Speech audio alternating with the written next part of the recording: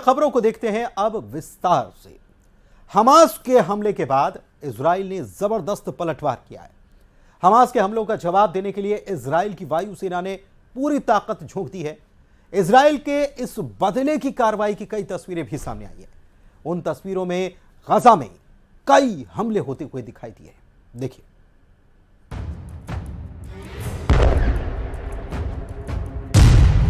Gaza पर Israel की बमबारी, हमास के हमलों का करारा जवाब, इजराइल का बारूदी प्रतिशोध।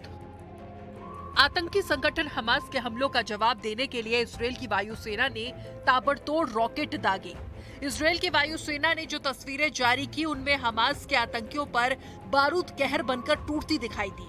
इजराइल की वायुसेना ने दावा किया कि उसके इस हमले में हमास का लॉन्चिंग पैड तबाह हो गया। इसके साथ ही जिकिम में समंदर किनारे भी इजराइल की सेना ने हमास के कई लड़ाकों को मार गिराया। מקומות שהחמאס מסתתר בהם, פועל מתוכם. נהפוך אותם לאיי חורבות. אני אומר לתושבי עזה, צאו משם עכשיו, כי אנחנו נפעל בכל מקום ובכל העוצמה. बदले की इस जंग में इजराइल कोई कोर कसर छोड़ना नहीं चाहता, क्योंकि हमास ने उसके ऊपर एक दो नहीं बल्कि हजारों रॉकेट की बौछार की। इस बीच इजराइल की एयरफोर्स ने एक और तस्वीर जारी की जिसमें हमास की 4 ठिकाने नजर आए। इजराइल की सेना ने दावा किया कि इन बहुमंजिले इमारतों को उसने हमला करके नेस्तनाबूद कर दिया। इजराइल के दावे के मुताबिक उसकी सेना ने गाजा में हमास के कई मिलिट्री कंपाउंड और मिलिट्री हेडक्वार्टर्स को तबाह कर दिया। खबर यह है कि इजराइल के इस हमले में गाजा में 230 से ज्यादा लोगों की जान चली गई और 1800 से ज्यादा लोग घायल बताए गए। צה"ל יפעיל מיד את כל עוצמתו כדי להשמיד את יכולות חמאס.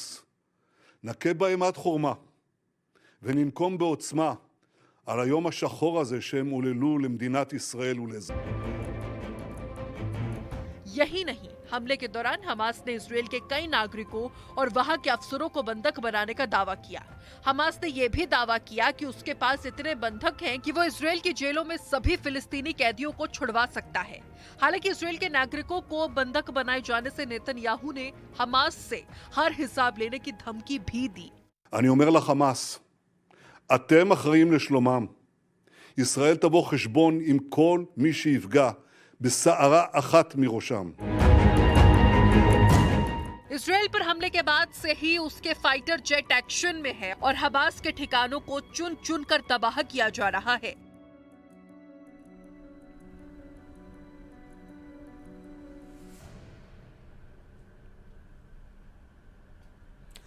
इजराइल और फिलिस्तीन की जंग से तीसरे विश्व युद्ध की आहट भी गहराने लगी है। वहीं दुनिया भी दो खेमों में बढ़ती हुई दिखाई दे रही है।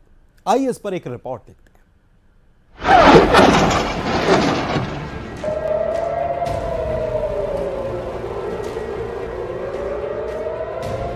इजराइल और फिलिस्तीन जंग के बाद दुनिया दो धड़ों में बट गई, एक इजराइल के साथ तो दूसरा फिलिस्तीन के साथ।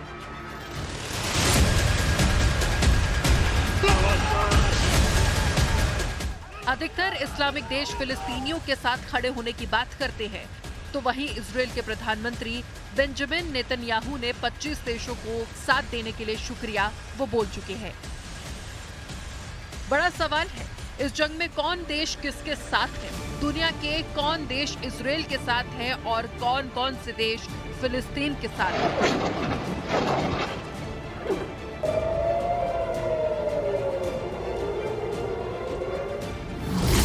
सबसे पहले इजराइल के साथ कौन देश है, इसे देख लेते हैं। America, Britain, France, Germany, Australia, Albania, Austria, Brazil, Canada, Colombia, Cyprus, Georgia, Hungary, Italy, Slovenia और यूक्रेन जैसे देश इजराइल के साथ खड़े हैं।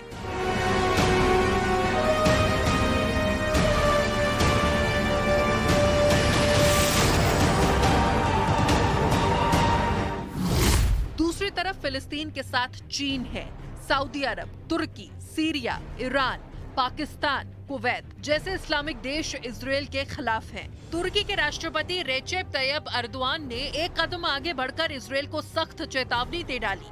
उन्होंने कहा, अगर पूरी दुनिया भी खामोश हो जाए तो भी तुर्की अपनी आवाज उठाता रहेगा।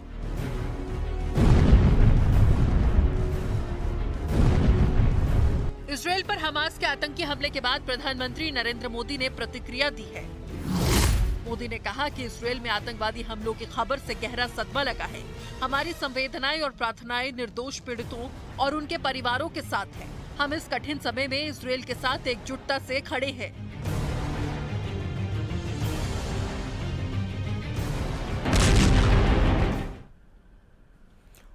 और चलिए बढ़ते हैं आगे और बात अगली खबर की करते हैं। दिग्विजय सिंह ने बाबा महाकाल का मंदिर जो है यहां पर दर्शन की व्यवस्था पर सवाल खड़े कर दिए हैं और सरकार को घेर लिया है।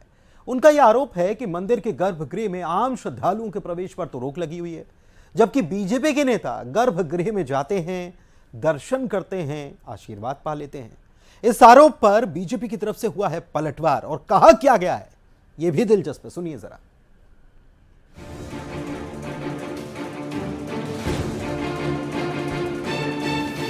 एमपी के चुनावी रण में दिग्विजय सिंह एक नया मुद्दा लेकर आए हैं। दिग्विजय सिंह ने महाकाल मंदिर के गर्भगृह में दर्शन की व्यवस्था पर सवाल उठा दिए और सरकार को घेरा।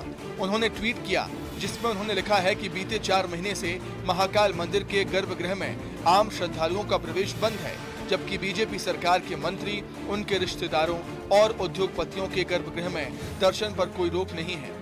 इस आरोप के साथ ही दिग्विजय सिंह ने ये वादा किया है कि प्रदेश में उनकी सरकार बनते ही दर्शन निःशुल्क कर दिया जाएगा। बाबा महाकाल करोड़ों हिंदुओं की आस्था का केंद्र है। दिग्विजय सिंह चुनाव से पहले मंदिर में दर्शन के मुद्दे पर सरकार को घेर रहे हैं। इस आरोप पर बीजेपी हमलावर हो गई है। मंत्री विश्वास सारंग ने दिग्विजय सिंह पर निशाना साधा है। जो भगवा को आतंकवाद से जोड़ते हैं, ये वही दिग्विजय सिंह हैं जो हिंदू देवी देवताओं का अपमान करते हैं। ये वही दिग्विजय सिंह जी हैं जिन्होंने अपने कार्यकाल में महाकाल बाबा के मंदिर के आसपास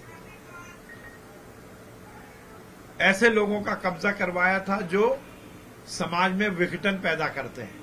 ये वही दिग्विजय सिंह जी हैं जो आतंकवादियों का संरक्षण देने की बात करते हैं। महाकाल मंदिर में आम श्रद्धालुओं के लिए गर्भगृह में दर्शन फिलहाल बंद है, लेकिन इस दौरान कई बीजेपी नेताओं ने गर्भगृह में जाकर भगवान महाकाल की पूजा अर्चना की है और अब कांग्रेस इसे मुद्दा बनाने की तैयारी में है। आरोप प्रत्यारोप का दौर जारी है।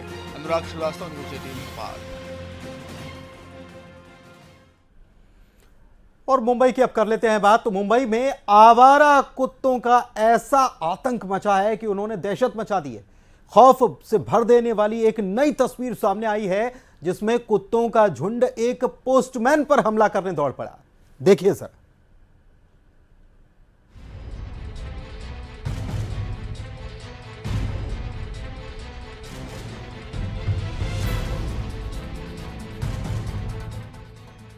मुंबई में आवारा कुत्तों का आतंक, कुत्तों की वजह से खौफ में लोग।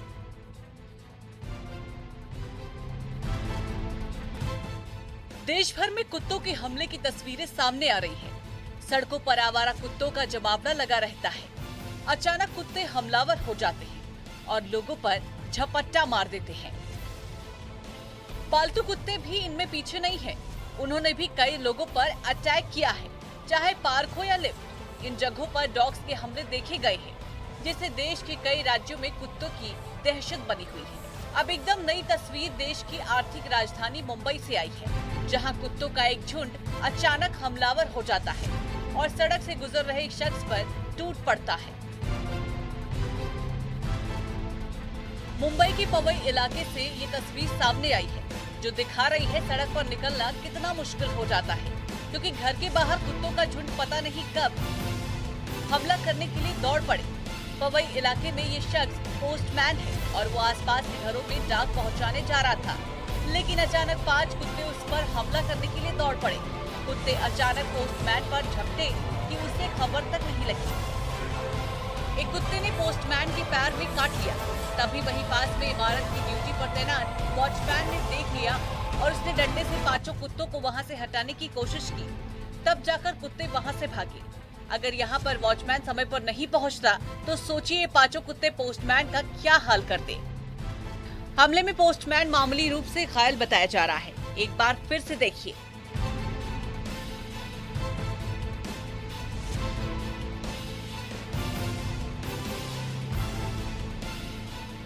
एक टी शर्ट पहना हुआ शख्स सड़क पर निकलता है।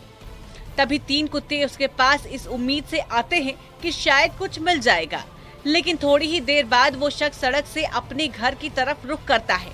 इतने में सड़क की दूसरी तरफ एक पोस्टमैन डाक देने के लिए दूसरे घर में जाने की कोशिश करता है, लेकिन तभी 3 कुत्ते उसे घेर लेते हैं और काटने की कोशिश करते हैं। कुत्तों की भौंकने की आवाज सुनकर 2 और कुत्ते पोस्टमैन पर हमला करने के लिए पहुंचे। पोस्टमैन उन्हें भगाने की कोशिश करता है, लेकिन कुत्तों पर कोई भी असर नहीं होता। तभी चौकीदार वहां पर आता है और पोस्टमैन को कुत्ते के चंगुल से बचा लेता है। मुंबई में आवारा कुत्तों का आतंक बढ़ता जा रहा है। घर से निकलने के बाद किस सड़क और किस गली में आवारा कुत्ते अटैक कर दे, कोई नहीं कह सकता। पवई इलाके में डॉग अटैक के मामले बढ़ गए हैं, जिससे कुत्तों का खौफ बना हुआ है। Bureau report, news 18। नींद को लेकर क्या आप भी परेशान रहते हैं? हेल्दी लाइफ के लिए अच्छी नींद बेहद जरूरी है, लेकिन अच्छी नींद पर स्लीप एपनिया का खतरा मंडरा रहा है। अब ये क्या चीज है? एम्स की एक स्टडी में एक चौंकाने वाला खुलासा हुआ है। क्या कहती है ये स्टडी और क्या है स्लीप एपनिया और क्या है इसके बचाव? आइए जानते हैं इस रिपोर्ट में। नींद में खर्राटे, सोते समय सांस का रुकना, अगर किसी शख्स में ये लक्षण हैं तो सावधान।